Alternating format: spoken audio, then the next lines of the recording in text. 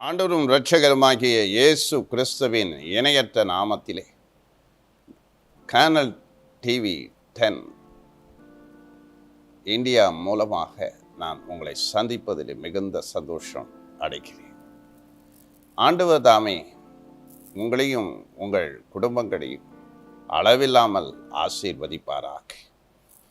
இந்த செப்டம்பர் மாதத்துக்குரிய வாக்குத்தத்தம் ஆனது செப்பனியா 3ஆம் அதிகாரம் 19-20 வசனத்தை வாசிப்போம். இதோ அக்காலத்திலே உன்னை சிறுமைப்படுத்தின யாவரையும் தண்டிப்பேன், நொண்டியானவர்களை ரட்சித்து தள்ளுண்டவனை சேர்த்து கொள்வேன். அவர்கள் வெட்கம் அனுபவித்த சகல தேசங்களிலும் அவர்களுக்கு புகழ்ச்சியும் கீர்த்தியும் உண்டாகும்படி செய்வேன். அக்காலத்திலே உங்கள் கூட்டி கொண்டு வருவேன், அக்காலத்திலே உங்களை சேர்த்து கொள்வேன். உங்கள் கண்கள் காண நான் உன் சிறையிருப்பை திருப்பும் போது பூமியில் உள்ள சகல ஜனங்களுக்குள்ளும் நான் உங்களை கீர்த்தியும் புகழ்ச்சியுமாய் வைப்பேன் என்று கர்த்தர் சொல்லுகிறார். இந்த மாதத்திலே தேவன் நம்மை கீர்த்தியும் புகழ்ச்சியுமாய் வைக்கப் போகிறார். கீர்த்தி என்று சொல்லும் பொழுது ஃபேமாக வைப்பார், புகழ்ச்சியாக வைப்பார். நம் தேவன் உயர்த்துகிற தேவன், மேன்மைப்படுத்துகிற தேவன். இந்த வருடத்திலே ஆந்திராவில் உள்ள கதிரி என்ற இடத்திற்கு நான் ஊழியம் செய்யும்படி சென்றிருந்தேன். பொங்கல் அன்று ஒரு கூட்டம் வைக்கப்பட்டிருந்தது. அந்த கூட்டம் திடீரென்று ஒழுங்கானது. ஒரு குறிப்பிட்ட கூட்டம் எனக்கு கேன்சல் ஆனது. 3 நாள் கூட்டம் நானும் என் மனைவியுமாக ஒரு இடத்திலே ஊழியம் செய்ய போகும் பொழுது அந்த இடத்திலே தடை வந்தது. கடைசி நிமிஷத்தில் அந்த மீட்டிங் கேன்சல் ஆனது. நாங்கள் மிகவும் மனம் உடைந்து போனோம். பல நாட்கள் ஜெபித்தோமே, பல நாட்கள் உபவாசமும் எடுத்தேன். ஆவியானவர் சொன்னார், 1 வாரம் உபவாசம் எடுத்து நீ ஜெபம் பண்ண என்று. பொங்கல் மீட்டிங்க்கு கர்த்தர் ஆயத்தப்படுத்தினார். அந்த சமயத்திலே இந்த தடைப்பட்ட பொழுது ஆந்திராவிலிருந்து எனக்கு ஒரு அழைப்பு வந்தது. ஒரு சர்ச் டெடிகேஷன் கூட்டம் ஆனது கதிரி என்ற இடத்தில் எனக்கு ஒழுங்கு செய்யப்பட்டது. அந்த கூட்டத்துக்காக நான் புறப்பட்டு உடனே சென்றேன். அந்த கூட்டத்திலே தேவன் மகிமையான காரியங்களை செய்தார். என்னை கொண்டு பலத்த செயல்களை செய்தார். 1 நாள் கூட்டம் வைத்திருந்தார்கள். அந்த பாஸ்டர் மிகவும் அன்போடு என்னை உபசரித்து ஊழியத்தில் என்னை கனப்படுத்தினார். அது மட்டுமல்ல, ஏராளமான பாஸ்டருங்க எனக்கு ஃபோட்டோஸ் எடுத்துக்கொண்டார்கள். ஆண்டவருக்கு மகிமை வரட்டும். அது மட்டுமல்ல, அந்த கூட்டத்திற்கு அதிகாரம் என்ற ஒரு டிவியின் மூலமாக லைவ் ரிலே பண்ணினார்கள். கர்த்தருக்கு ஸ்தோத்திரம் உண்டாவதாக. கர்த்தர் பெரிய காரியங்களை செய்ய. அந்த மீட்டிங் முடிந்த உடனே அவர் என்னை கூப்பிட்டு சொன்னார், 3 நாள் கன்வென்ஷன் கூட்டங்கள் நாங்கள் வைக்கிறோம், டேட் கொடுங்க என்று சொன்னார்.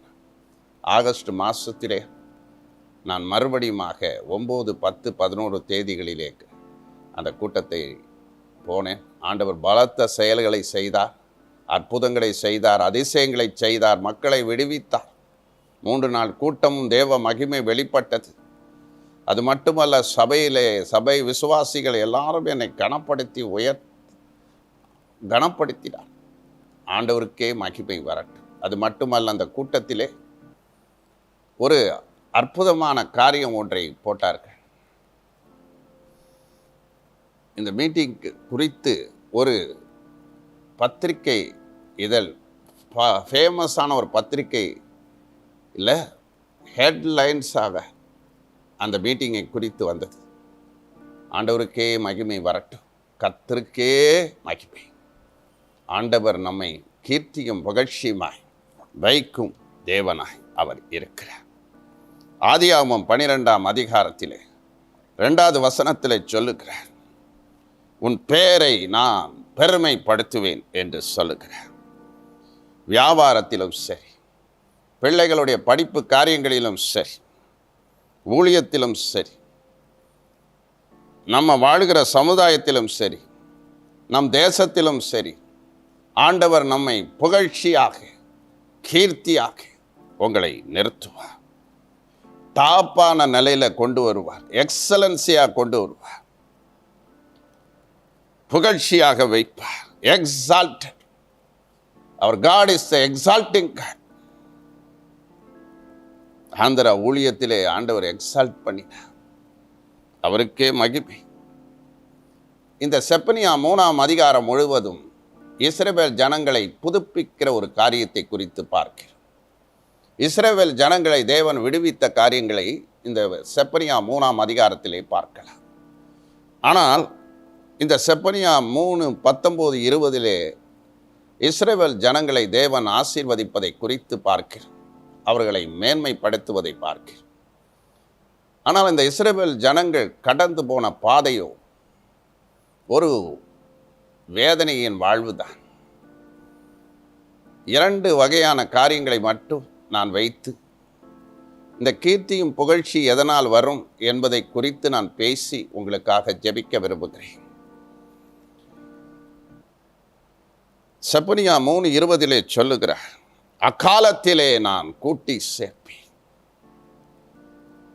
இந்த இஸ்ரவேல் ஜனங்கள் பல தேசங்களிலே வெட்கத்தை அனுபவித்தார்கள், சிறுமைப்படுத்தப்பட்டார்கள், துரத்தி அடிக்கப்பட்டார்கள், சிதறடிக்கப்பட்டார்கள். இன்றைக்கும் பல தேசங்கள் அடிமைகளாக, அகதிகளாக, ஸ்ரீலங்கா தேசத்திலே அநேகர் அகதிகளாக இருந்த நாட்கள் உண்டு. எத்தனையோ தேசங்களிலே இருக்கும் ஜனங்கள் அகதி. அந்த போலத்தான் இஸ்ரவேல் ஜனங்கள் புறச்சாதியினால் அடிமையாக்கப்பட்டு வேதனைப்படுத்தப்பட்டு கிடந்தார்கள். அவர்கள் தள்ளப்பட்டார்கள், அவர்கள் வெறுக்கப்பட்டார்கள், அவர்களை தூஷணம் பண்ணினார்கள். ஆனால் ஆண்டவரோ அவர்களை அந்த சிறுமையின் பாதையிலிருந்து, வெட்கத்தின் பாதையிலிருந்து, அவமானத்தின் பாதையிலிருந்து அவர்களை விடுவித்தார். மறுபடியும் சொன்னார், நான் உங்களை கீர்த்தியும் புகழ்ச்சியுமாக வைப்பேன் என்று சொல். சமாரியா ஸ்திரீயை குறித்து வேதத்திலே நாம் வாசிக்கிறோம். வெட்கம் அனுபவித்த வாழ்க்கை, 5 புருஷர்களோடு வாழ்ந்தவள், பர்வட்டட் உமன். அப்படிப்பட்ட ஒரு பெண்ணை ஆண்டவர் ரட்சித்தார், அவளை விடுதலை ஆக்கினார், அவளுக்குள் இருந்த பாவ கட்டுகளை உடைத்தார், பாவத்தின் வல்லமைகளை அவளை விட்டு நீக்கி போட்டார், வெளிச்சத்தை அவள் வாழ்க்கையில் தந்தார். தாறுமாறாய் வாழ்ந்த அந்த பெண்ணுடைய வாழ்க்கையில ஒரு ரட்சிப்பை தேவன் தந்தார். சிறுமைப்படுத்தப்பட்டவர், தள்ளப்பட்டவர், சமாரியா என்று சொல்லும்போது தாழ்த்தப்பட்ட மக்கள், தாழ்த்தப்பட்ட ஜனங்கள், துரத்தப்பட்ட ஜனங்கள். இன்றைக்கு அநேக உண்டு, ரிஜெக்டடான வாழ்க்கை உண்டு. ஆனால் அந்த சமாரியா ஸ்திரியை தேவன் உயர்த்தினார். இயேசுவை பயன்படுத்துவதற்கு, இயேசுவை பற்றி நற்செய்தி சொல்வதற்கு அவளை உபயோகப்படுத்தினார். அவள் சொல்லை கேட்டு ஊர் ஜனங்களே வந்தார்கள். எந்த இடத்துல நம்ம வெட்கத்தை அனுபவிக்கிறோம், அதே இடத்துல கீர்த்தியும் புகழ்ச்சியுமாய் வைப்பார். வெட்கம் அனுபவித்த தேசத்தில் என்று சொல்கிறார், சிறுமைப்படுத்தினார், அவர்கள் தள்ளப்பட்டார்கள். ஆனால் ஆண்டவரோ அவர்களை சேர்த்து கொண்டார். ஆகாது என்று தள்ளின கல்லுதான் மூளைக்கு தலைக்கல்லாய் இருக்கிறது. ஊழியத்தின் பாதையிலே நான் ஊழியத்தை தொடங்கின நாட்களிலே என்னை தள்ளினவர்கள் உண்டு, என்னை ரிஜெக்ட் பண்ணவர்கள் உண்டு, வேண்டாம் என்று ஒதுக்கினவர்கள் உண்டு. ஆனால் ஆண்டவரோ என்னை தூக்கி நிறுத்தினார்.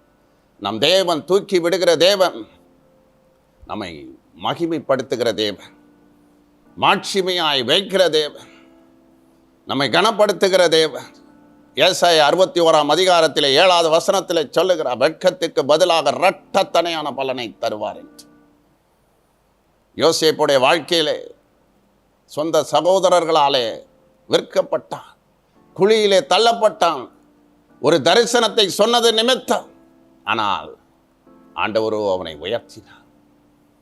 அது மட்டுமல்ல, எகிப்து தேசத்திலே அவன் மிகுந்த கஷ்டப்பட்டான், சிறைச்சாலை அனுபவித்தான். பொர்த்திமாருடைய மனைவி அவனை குற்றம் சுமத்தினான். பலவிதமான காரியங்களில் அவனை விழுந்த பொழுது ஆண்டவர் அவரை மேன்மைப்படுத்தினார். ராஜாக்கு அடுத்த ஸ்தானத்திலே அவரை உயர்த்தினார். அது தேவன் எந்த இடத்துல அவன் தலை குனிஞ்சு நின்னான், எந்த இடத்துல வெட்கத்தை அனுபவிச்சான், அதே இடத்துல ஆண்டவர் கீர்த்தியும் புகழ்ச்சியுமா வைப்பார். ஒருவேளை உங்களுடைய வாழ்க்கையில் தலை குனிந்திருக்கிறீர்களா? உங்கள் குடும்பம் தலை குனிந்திருக்கிறதா? நிந்தை அவமானங்களை சகித்து கொண்டு இருக்கிறீங்களா? ஒருவேளை உங்களை வெறுக்கிறாங்களா ஜனக்கு? ஆண்டவர் உங்களை சேர்ப்பார். கவலைப்படாதீங்க. அவர் அன்பு நிறைஞ்சவர், பாசம் நிறைஞ்சவர். நம்மை தூக்கி விடுகிறோம், என்னை தூக்கி விட ஒருவரும் இல்லை என்று கலங்கலாம். நீங்க ஆண்டவர் இன்றைக்கு நம்மை தூக்கி நிறுத்துகிற தேவன். இன்னைக்கு நீ வேண்டாம், இந்த மனுஷன் வேண்டாம், இந்த ஒதுக்குறவங்க நீங்க உண்டு, சமுதாயமே நீங்க ஒதுக்குற உண்டு. யோவான் 2ஆம் அதிகாரத்திலே அந்த கற்சாடியை யாருக்குமே பிடிக்காது, வெளியில வச்சிருந்தாங்க. ஆனா ஆண்டவர் அந்த கற்சாடியை உள்ளே கொண்டு வரும்படி செய்தார். அந்த கற்சாடியின் மூலமாக தண்ணீரை திராட்சரசமாய் மாற்றினார். அற்புதத்தை அந்த கற்சாடியின் மூலம் செய்தார். அந்த அற்புதம் செய்த போது 11வது வசனத்தில் சொல்ல மகிமைப்படுத்தப்பட்டார் என்று சொல்லப்பட்டிருக்கு. ஆண்டவருடைய யாரை கொண்டு அற்புதத்தை செய்ய அவரால் முடியும், யாரை கொண்டும் அவர் பயன்படுத்த முடியும், யாரை கொண்டும் அவர் மேன்மைப்படுத்த முடியும், யாரை கொண்டும் அவர் கனப்படுத்த முடியும், யாரை கொண்டும் அவருடைய காரியங்களை செய்ய முடியும். அது ஒரு அசட்டை பண்ணப்பட்ட ஒரு ஜாடி. ஆனால் ஆண்டவர் அந்த ஜாடியை மேன்மைப்படுத்தினார். அந்த ஜாடியை கொண்டு கிருபை செஞ்சார். 6 கற்சாடின்னு சொல்லும்போது அது ஒரு பூரணப்படாத விசுவாசியை குறிக்கிறது, பாவத்திலே வாழுகிற ஒரு விசுவாசியை குறிக்கிறது, ஒரு சரியில்லாத ஒரு விசுவாசியை குறிக்கிறது. 6 நாளே அது பூரணப்படாத வாழ்க்கை. ஆனால் ஆண்டவர் 7வது கற்சாடியாக அந்த கற்சாடியை ஆசீர்வதித்தார். இன்றைக்கு நம்முடைய வாழ்க்கையிலும் அவர் கீர்த்தியும் புகழ்ச்சியுமா இன்றைக்கும் அந்த ஜாரை பற்றி பேசுகிறாங்க. இந்த கற்சாடியை குறித்து பிரசங்கம் பண்ணுகிற எத்தனையோ இடங்கள் உண்டு. இஸ்ரவேல் நாட்டிற்கு நாம் போகும்பொழுது அந்த கற்சாடி இன்றைக்கு வெளியேற பெற்றதாக இருக்கிறது. அது வைக்கப்பட்டிருக்கிறது, மகிமைப்படுத்தப்பட்டிருக்கிறது. இன்றைக்கு நம்மையும் அவர் மகிமைப்படுத்துவார். எந்த இடத்துல தூக்கி தலை குனிஞ்சு இருக்கிறோமோ, தள்ளப்பட்டு இருக்கிறோமோ, கீழே விழுந்து கிடக்கிறோமோ ஆண்டவர் உயர்த்துவார். சங்கீதம் 113:7 சொல்லுகிறார், சிறியவனை புழுதியிலிருந்து தூக்கி எடுக்கிறார், எளியவனை குப்பையிலிருந்து தேவன் உயர்த்துகிறார். குப்பையில் இருக்கிற நம்மளை ஆண்டவர் நிறுத்துகிறார். சிறுமைப்படுத்தப்பட்ட நம்முடைய வாழ்க்கையை, சிறுமையை பார்க்கிற இந்த நாளிலே அந்த சிறுமையை எடுக்கிறார். தாழ்த்தப்பட்ட நிலையெல்லாம் எடுக்கிறார். ஆண்டவர் உங்களை கீர்த்தியும் புகழ்ச்சியுமாக நிறுத்துவார். அவர் கீர்த்தியும் புகழ்ச்சியும் தேவனாக இருக்கிறார். நம்மை டாப்பாக நிறுத்துவார், உயர்த்துவார், மேன்மைப்படுத்துவார், கனப்படுத்துவார்.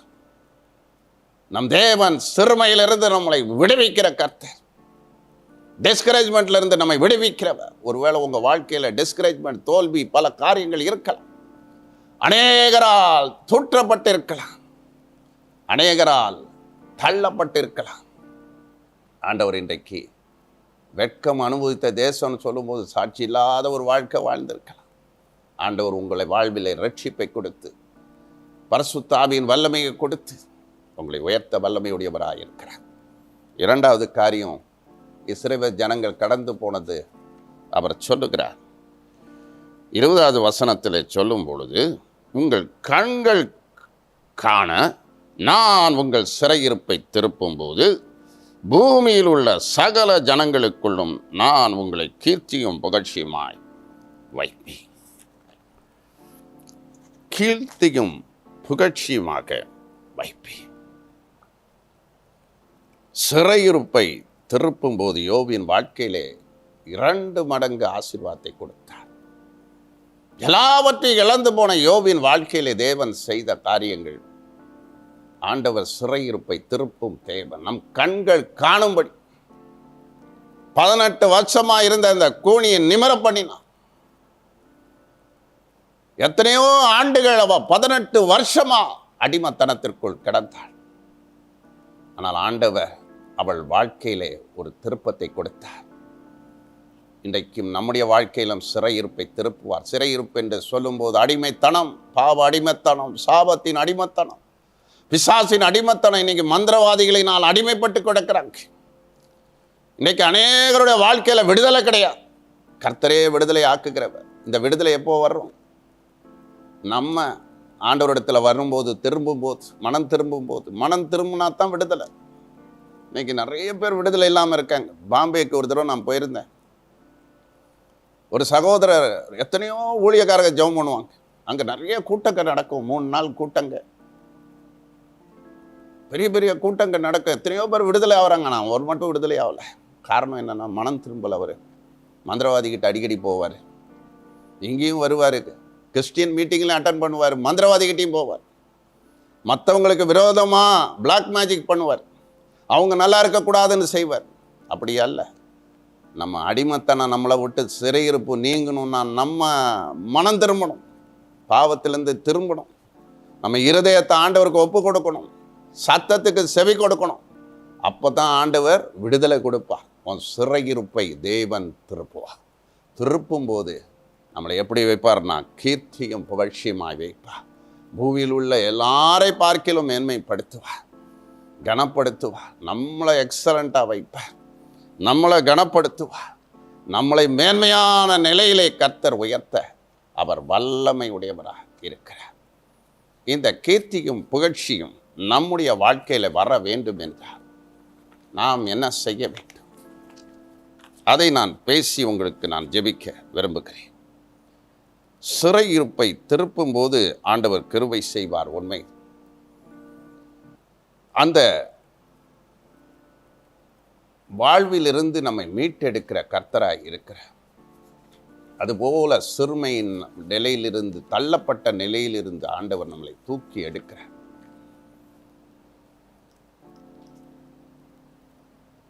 கீழ்ப்படியும் பொழுது தான் உபாகமம் 28:1 சொல்லுகிற, என் சத்தத்துக்கு உண்மையாய் நீங்கள் செவி கொடுப்பீர்கள் என்றால் பூமியில் உள்ள எல்லா ஜாதிகளை பார்க்கிலும் உங்களை மேன்மைப்படுத்துவேன்.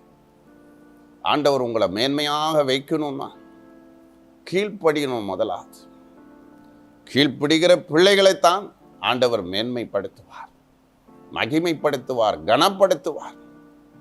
உபாகமம் 26:19 சொல்லுகிறார், நான் உண்டு பண்ணின எல்லா ஜாதிகளை பார்க்க புகழ்ச்சியிலும் கீர்த்தியிலும் மகிமையிலும் உன்னை நான் சிறந்திருக்கும்படி செய்வேன். புகழ்ச்சியிலும் கீர்த்தியிலும் மகிமையிலும் சிறந்திருக்க உங்களை தான் டாப்பா வைப்பார். எப்ப?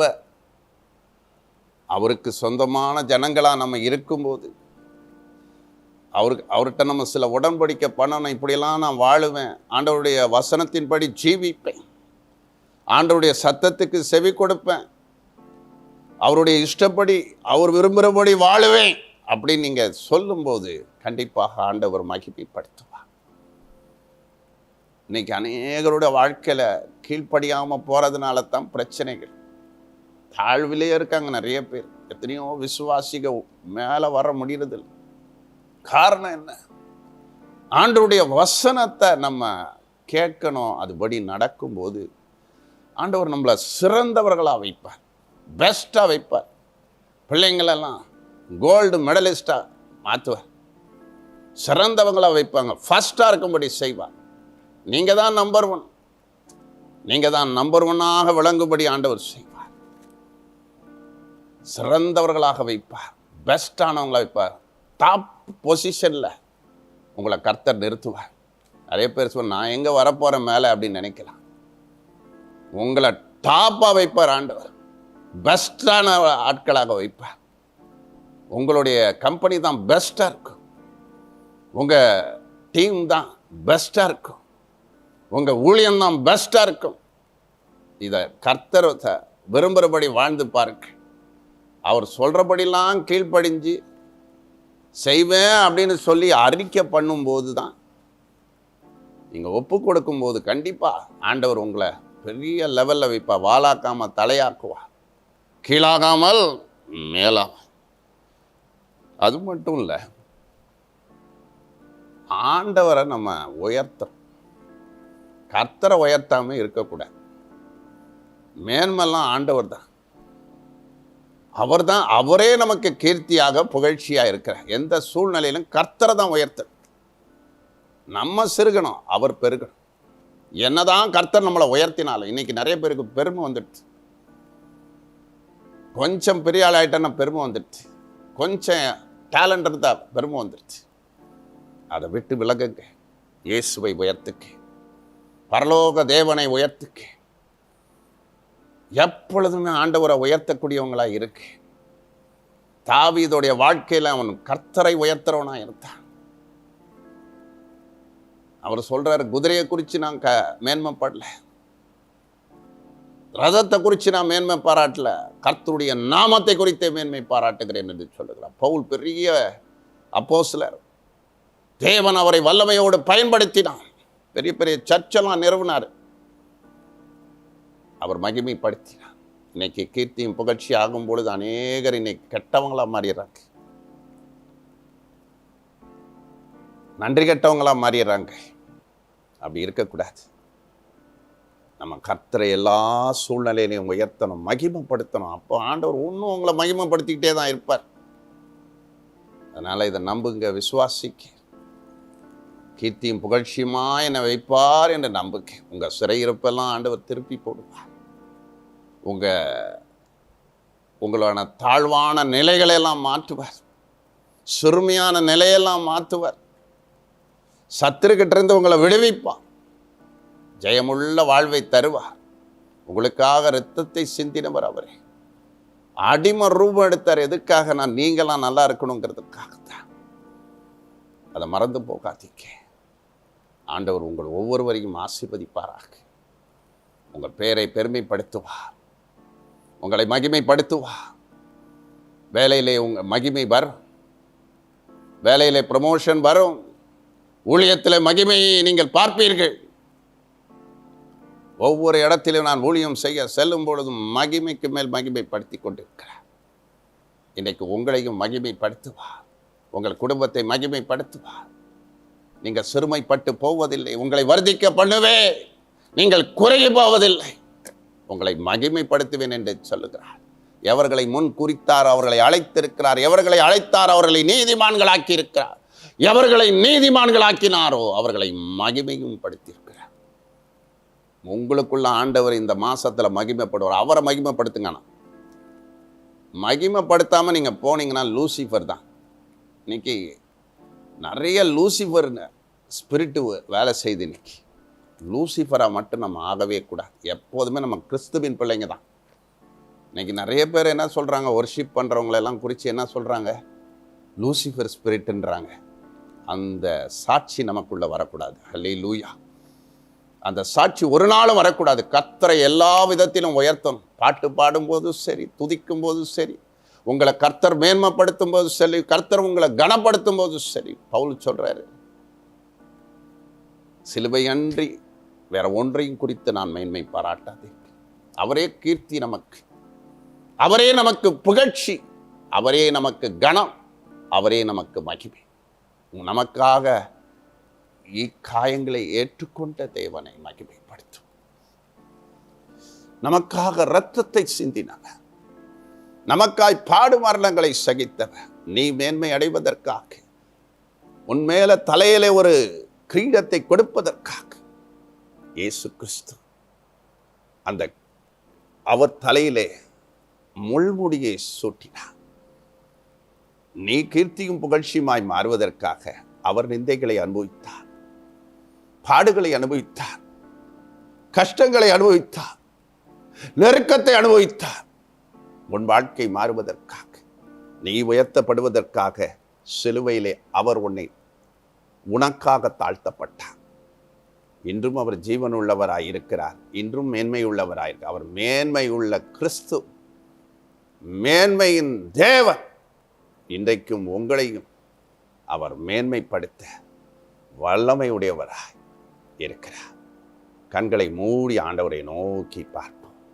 ஹல்லேலூயா, ஹல்லேலூயா, ஹல்லேலூயா, ஹல்லேலூயா. கிருபை இறங்குகிறது, கிருபை இறங்குகிறது, கிருபை இறங்குகிறது. தேவ கிருபை இந்த மாதத்தில் இறங்கி வருகிறது. நிறைய பிள்ளைகளுக்கு இந்த மாசத்தில் உயர்வுகள் வருவதை பார்ப்பீர்கள். ஊழியத்தில் கர்த்தர் ஒரு நபரை மகிமைப்படுத்துகிறார். அநேக போதகர்களை மகிமைப்படுத்துகிறார். அநேக விசுவாசிகளை மகிமைப்படுத்துகிறார். ப்ரமோஷன்கள் வருவதை நீங்கள் பார்ப்பீர்கள். அதிசயங்கள் நிகழ்வதை பார்ப்பீர்கள். ஓடிபா ஹந்தரா சபலா புத்தி அங்கரா பராபா. தேவ கரம் எல்லார் மேலே இறங்கி கொண்டு இருக்கிறது. அவருடைய மேன்மையின் கரம் இறங்குகிறது. மகிமையின் கரம் இறங்குகிறது. மாட்சிமையின் கரம் இறங்குகிறது. அநேகர எக்ஸலண்டா வைக்க போறார். டாப் ஆண்டவர் நிறுத்த போறார். ஹல்லேலூயா, ஹல்லேலூயா, ஹல்லேலூயா. கர்த்தர் உயர்த்துவதை நீங்க கண்குளிராக பார்க்க போறீங்க. இந்த மாசத்துல நிறைய பேருடைய சிறையிருப்புகளை தேவன் திருப்ப போகிறார். பாவ கட்டுகள் உடைகிறது. பிசாசு கட்டுகள் உடைகிறது. மந்திர கட்டுகள் உடைகிறது. செய்வினை கட்டுகள் உடைகிறது. ஒவ்வொரு குடும்பங்களை ஆட்டி படைக்கிற பிசாசின் சக்திகள் நிர்மூலமாகிறது. இந்த நாட்களிலே குறிய செய்கிற வேசித்தன வல்லமைகள் வெளிப்படையாக வைக்கப்பட்டிருக்கிறது. எல்லாம் எரிஞ்சு போகட்டும். கடன் பிரச்சனையில கஷ்டம் மூழ்கி இருக்கிற ஒரு குடும்பம் உண்டு. மூழ்கப்பட்ட ஒரு நிலையில இருக்கிற இன்னைக்கு ஆவியானவர் விடுதலை கொடுக்கிறார். இந்த கடலிலிருந்து உன்னை மீட்டெடுக்கிறார். மகளே, உனக்கு இருக்கிற கடன் பிரச்சனையிலிருந்து ஒரு முடிவுக்கு தேவன் கொண்டு வருகிறார். கண்ணீர் விட்டு அழுது கொண்டிருக்கிற மகளே, உன் கண்ணீருக்கு முடிவை வைக்கிறேன். உன் துக்கத்துக்கு முடிவை வைக்கிறேன். வேதனைக்கு முடிவை வைக்கிறேன். தள்ளப்பட்ட ஒரு மகளை பார்க்கிற கர்த்தர் தூக்கி எடுக்கிறா. ஒரு அருமையான மகளை சபையில மகிமைப்படுத்துறாரு. தீர்க்க தரிசன அபிஷேகத்தை கொடுத்து வரங்களை கொடுத்து உன்னை மகிமைப்படுத்துகிறேன் என்று சொல்லுகிறா. அப்படியே நீ செய்வதற்காக நன்றி அப்பா. அப்படியே நீ செய்வதற்காக நன்றி செலுத்துகிறேன் ஆண்டவரே. இந்த மாதத்தின் தேவைகளை சந்திப்பதற்காய் நன்றி. ஹல்லேலூயா. ஒரு அருமையான வாலிப மகளை ஆண்டவர் மகிமைப்படுத்துகிறார். ஹல்லேலூயா. நீ காலேஜில் கோல்டு மெடலிஸ்டாக வரும்படி செய்ய போகிறேன் என்று சொல்லுகிறார். விளையாட்டு துறையில ஒரு மகளை ஆண்டவர் ரிபாலா ஹந்தரா ஷபரா தீக்கரா வரபா கோல்டு மெடல் வாங்கும்படி கிருபை செய்கிறார். முதன்மையான நிலையில அநேகரை வைக்கிறார். உங்க பிள்ளைகள் வாழ்க்கையில திருப்பங்கள் வருவதை பார்ப்பீர்கள். ஓ ஹல்லேலூயா, ஹல்லேலூயா. ஒரு அப்பாயின்மெண்ட் ஆர்டர் டைப்பாய் வருகிறது. கர்த்தரை செய்வதற்காய் நன்றி. கற்ப தடைகள் உடைவதாக, திருமண தடைகள் உடைவதாக, வாழ்க்கையில முன்னேற முடியாதபடி இருக்கிற தடைகள் உடைவதாக இயேசுவின் நாமத்திலே ஜெபிக்கிறேன் அப்பா. எல்லா பிள்ளைகளுக்குள்ளே இருக்கிற கட்டுகள், வியாதிகள் விலகி போவதாக, ஃபைனல் கார்டு ப்ராப்ளங்கள் சுகமடைவதாக, நரம்பு தளர்ச்சி வியாதிகள் சுகமடைவதாக, நரம்பு பிடிப்புகள் சுகமடைவதாக, கட்டுகள் உடைவதாக, பிரெயின் டியூமர்கள் சுகமடைவதாக, ஹல்லேலூயா. குருட்டு பிசாசு வெளியேறுவதாக, பிளைண்ட் ஸ்பிரிட்ஸ் எல்லாம் வெளிவருவதாக, எல்லா ஆவிகள் வெளிவருவதாக, எல்லா வசிய மருந்துகள் வெளிவருவதாக, வசிய கிரியைகள் வெளிவருவதாக, மந்திரத்தின் சக்திகள் வெளிவருவதாக, மந்திர தகடுகள் உடைவதாக, வெள்ளி சூனிய கட்டுகள் உடையும்படி நான் கட்டளை கொடுக்கிறேன். அநேகரை உயர்விப்பதற்காய் நன்றி. இஸ்ரவேல் ஜனங்கள் இழந்து போனதை மறுபடியும் பெற்றது போல ஒவ்வொரு பிள்ளைகளும் பெற்றுக்கொள்வார்கள். ஆண்டவரே, இந்த டிவி நிகழ்ச்சியை பார்க்கிற ஒவ்வொரு பிள்ளைகள் மேலேயும் தேவ ஆசீர்வாதம் பரிபூரணமாய் இறங்கி வருவதாக, விடுதலை ஊற்றப்படுவதாக, அற்புதங்கள் ஒவ்வொருடைய வாழ்க்கையில நடப்பதாக, நடக்க முடியாத கால்கள், போலியோ வியாதிகள் சுகமடைவதாக, வாதைகள் குணமடைவதாக, விழுந்து போன கைகள், விழுந்து போன கால்கள் எல்லாம் சுகமடையும்படி கட்டளை கொடுக்கிறேன். இயேசுவின் இரத்தத்துக்குள்ள எல்லாரையும் மறைக்கிறோம் அப்பா. இந்த செப்டம்பர் மாதம் கர்த்தர் ஹல்லேலூயா உங்கள் ஒவ்வொருவரும் உங்கள் குடும்பத்தை கீர்த்தியும் புகழ்ச்சியுமாய் வைப்பார். பெரிய காரியங்களை செய்வதற்காக நன்றி. எல்லா மகிமையும் துதியும் கனத்தையும் கிறிஸ்து ஒருவருக்கே செலுத்துகிறேன். மீட்பரும் இரட்சகருமாய் இயேசுவின் மூலம் வேண்டிக் கொள்கிறோம் பரமபிதாவே. ஆமென், ஆமென், ஆமென். God bless you. இந்த நாளிலே சேனல் 10 இந்தியா டிவி நிகழ்ச்சியின் மூலமாக உங்களை எல்லாரையும் சந்தித்ததில் மிகவும் சந்தோஷம் அடைகிறேன். ஒவ்வொரு மாதமும் 1ஆம் தேதி அன்று ஆசீர்வாதத்தின் நேரம் என்ற ப்ரோக்ராமை நான் கொடுக்கிறேன். நீங்கள் வந்து அதில் கலந்து கொண்டு தெய்வ ஆசீர்வாதத்தை பெற்றுக்கொள்ளுங்கள். இந்த நாளிலே நீங்கள் தொடப்பட்டிருப்பீர்கள் என்றால் சேனல் டிவி மூலமாக நீங்கள் அதை சாட்சி பகிர்ந்து கொள்ளலாம். அதே போல் என்னிடத்தில் நீங்கள் தொடர்புள்ள விரும்பினால் என்னுடைய நம்பரானது 9941658377. இது என்னுடைய வாட்ஸ்அப் நம்பர். இதில் நீங்கள் உங்களுடைய டெஸ்டிமனி அல்லது நீங்கள் பகிர்ந்து கொள்ளலாம். ஜெப குறிப்புகளையும் நீங்கள் அனுப்பலாம். எங்கள் ஊழியத்தை குறித்து நீங்கள் தெரிந்து கொள்ள விரும்பினால் power of Jesus Christ ministry, என்னுடைய பெயர் பிரதர் ஜே சுரேந்திரன் ஜேசுதாஸ். எங்கள் ஊழியத்தில் யூடியூப் சேனல் இருக்கிறது. Power of Jesus Christ ministries என்ற யூடியூப் சேனல் இருக்குது. அதில் நீங்கள் எல்லாரும் வந்து பார்த்து கொள்ளலாம். என்னுடைய ஏறக்குறைய 32 வீடியோஸ் இருக்கிறது. அதில் நீங்கள் பார்க்கலாம். கர்த்தர் ஒவ்வொருவரையும் ஆசீர்வதிப்பாராக.